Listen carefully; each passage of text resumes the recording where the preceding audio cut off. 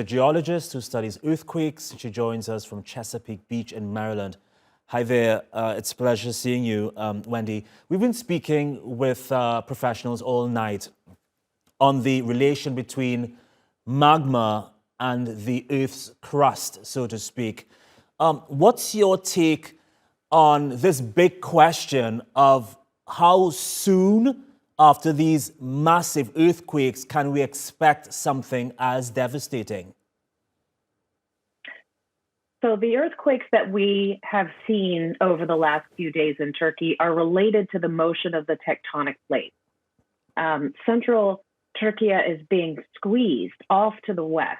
And what's happening is it's sliding, and it's sliding along fault systems.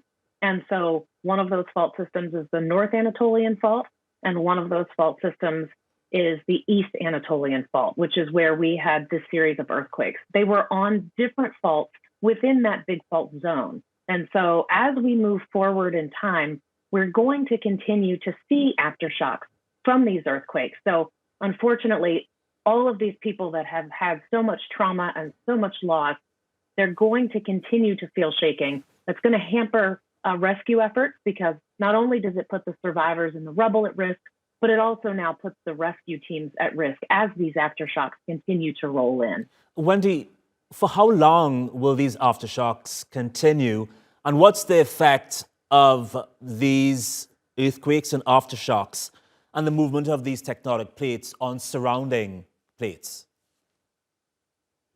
You can expect aftershocks to continue for quite a while.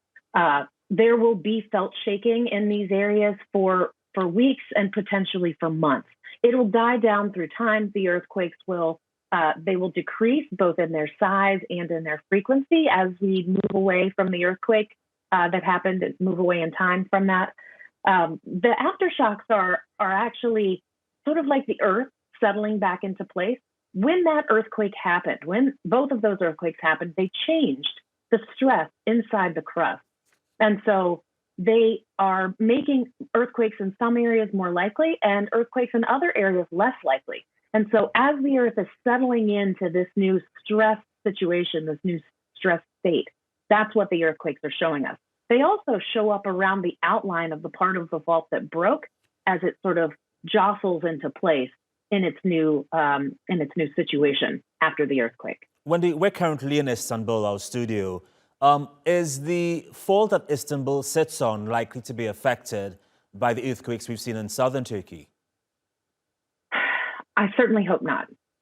The Northern Anatolian Fault has had devastating earthquakes. The last was in 1999, killed tens of thousands of people. And the last section of that fault that hasn't ruptured, so it was almost like dominoes falling, starting in the east and moving towards the west. There were sections of the fault that broke one after another. And the section that's left is the section next to Istanbul. So what we hope is that this earthquake sequence will settle down. The aftershocks will continue as they do. We know that that's what's going to happen. But our hope is that nothing else will be coming from this, and that section of the Northern Anatolian Fault will stay quiet for a while longer. Interesting. All right. Wendy Bohon, we appreciate your input. Thank you for that.